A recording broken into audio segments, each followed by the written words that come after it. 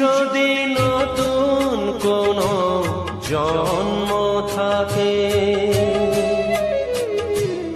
পাব দুজন দুজনাকে। সেদিন নতুন হয়ে আসবো কাছে, তখন তোমার কে আটকাবে? মরণ যাত্রা যেদিন যাবে,